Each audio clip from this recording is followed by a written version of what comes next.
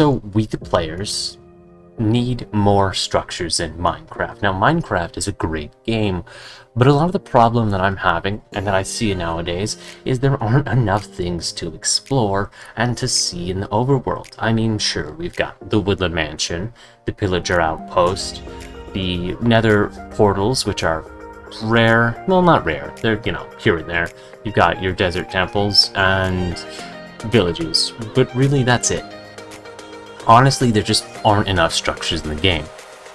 So, to fix this, I'm going to start a series where I am going to suggest structures that should be added in. Now, the first one is this structure. It is a giant pillager outpost fort. Now, I believe it should be added into oak forests, because there really isn't much in the oak forest. You got trees, and you got mushrooms, and I guess fallen trees, but really not winning any awards, right? We need more. So I say we add in this giant pillager outpost, or fortress, instead of the outpost, or we keep the outpost and we add this in.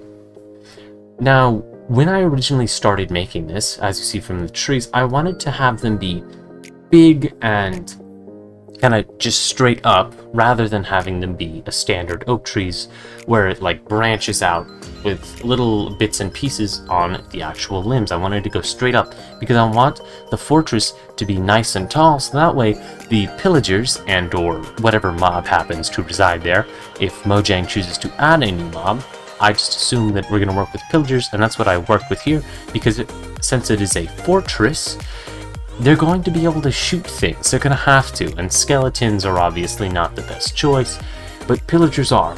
They live, they interact, and that's exactly what I want for this fortress.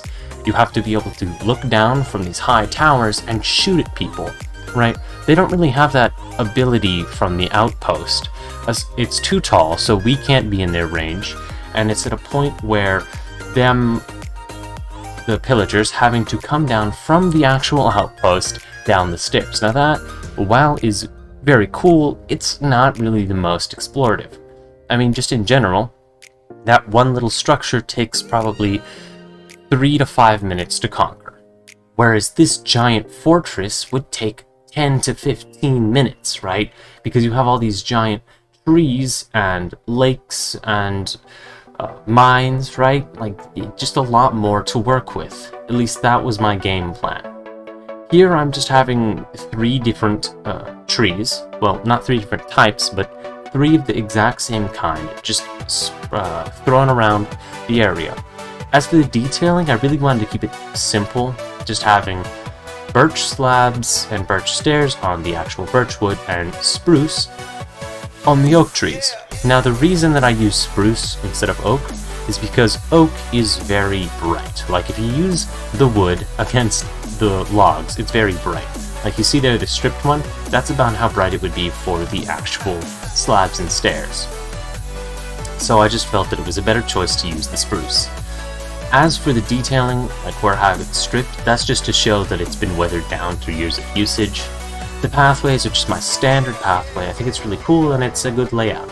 I feel that villages should start using this pathway, or something, a variation of it, rather than the usual cobblestone or gravel. As for the actual farms and whatnot, I have the kind of medieval style design where you have a bit of a cobblestone, stone, and andesite fence going around the edges.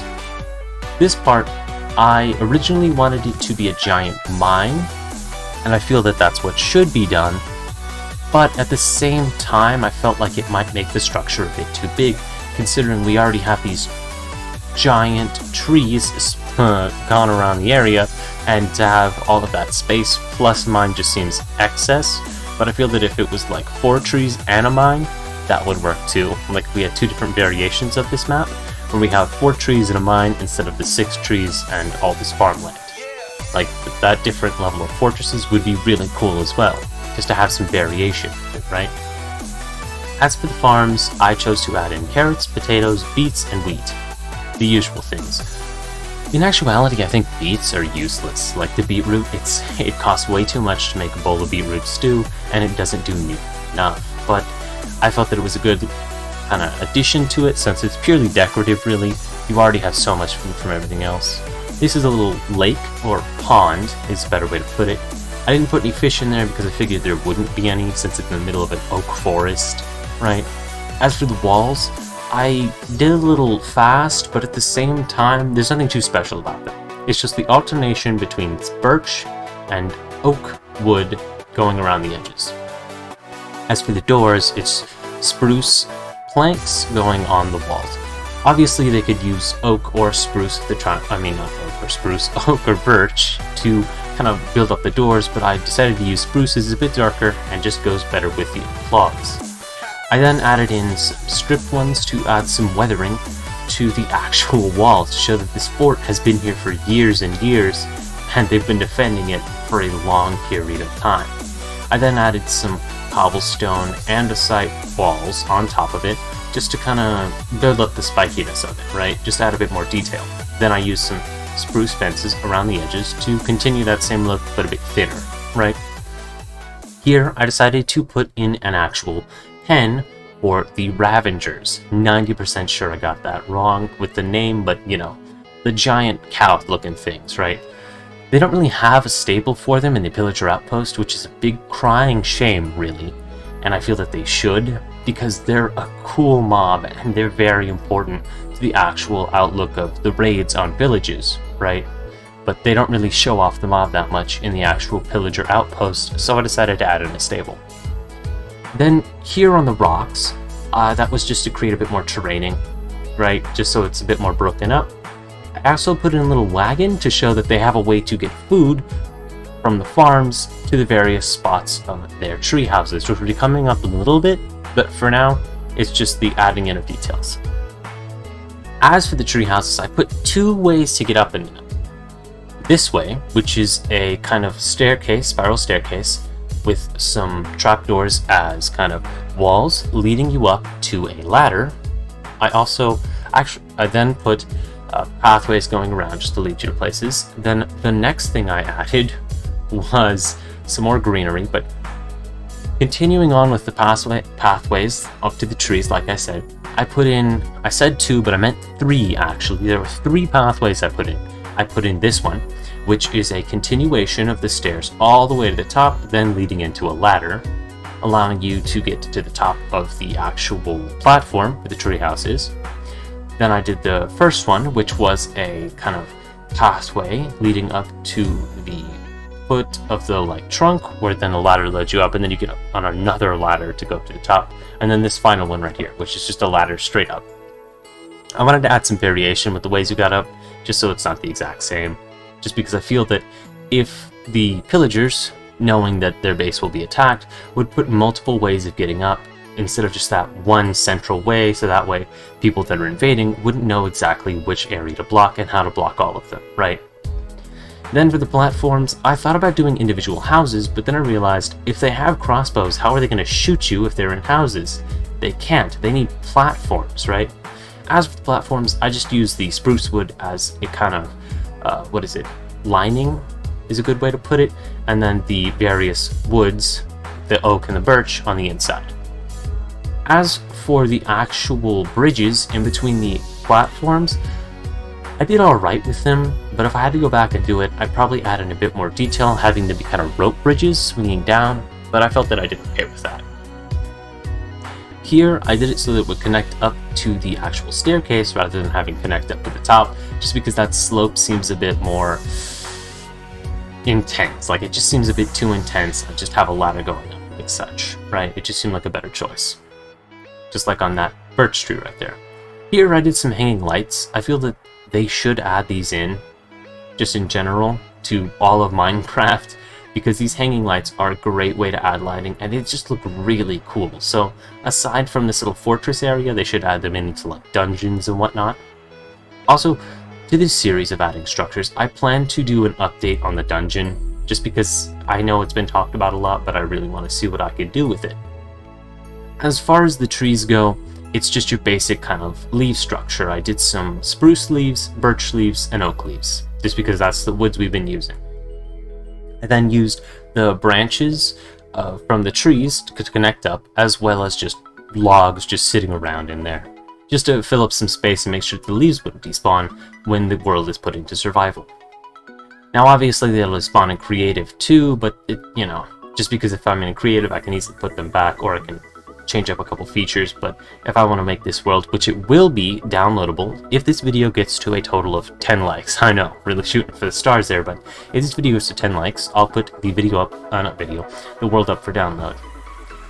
As far as that little detail with the fences, we've already passed it, but it's just a nice little detail you can put, kind of like sticks or sticking out of the actual tree leaves, like real trees.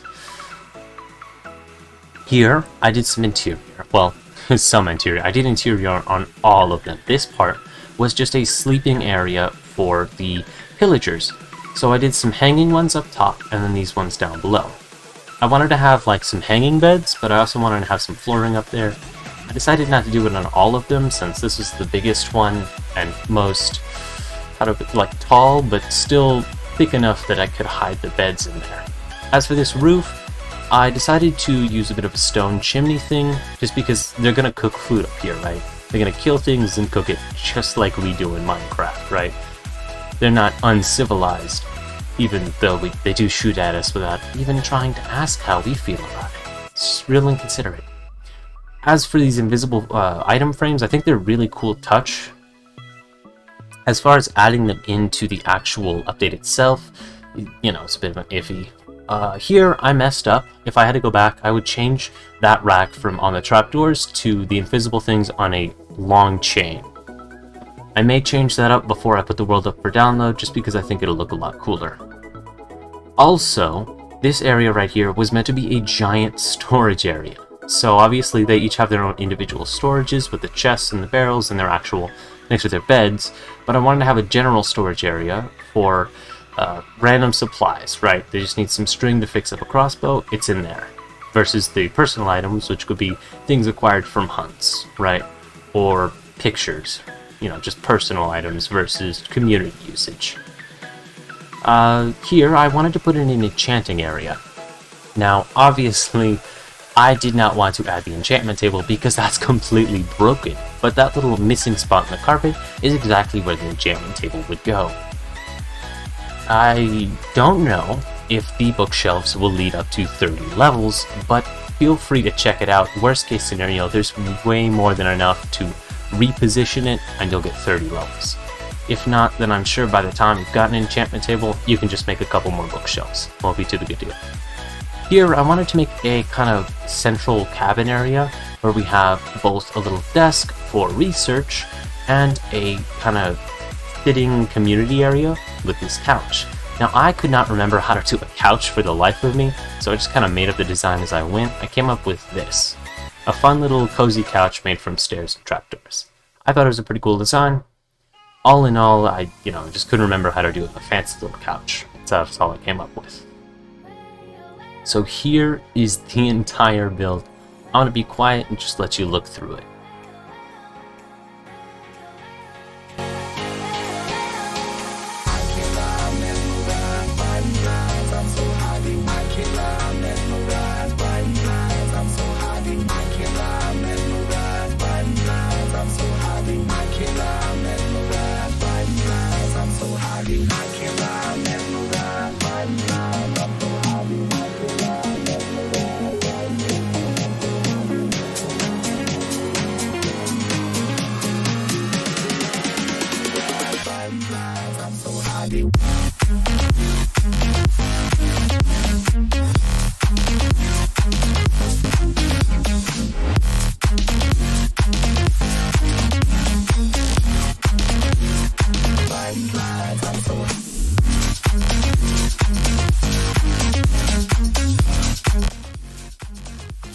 Now, I know I said I'd be quiet, but I'm very proud of this kitchen.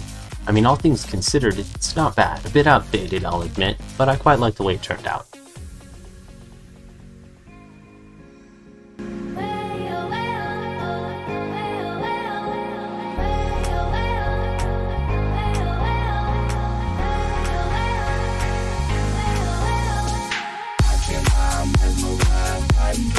I'm so high.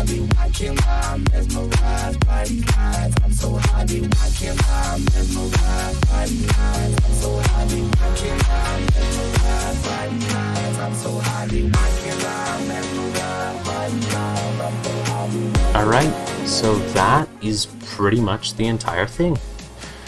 If you like this video, let me know. Leave a comment, like, subscribe obviously, and above all, get ready for the next kind of structure that I want to see added. See you, I guess, tomorrow, maybe the day after tomorrow. Bye-bye.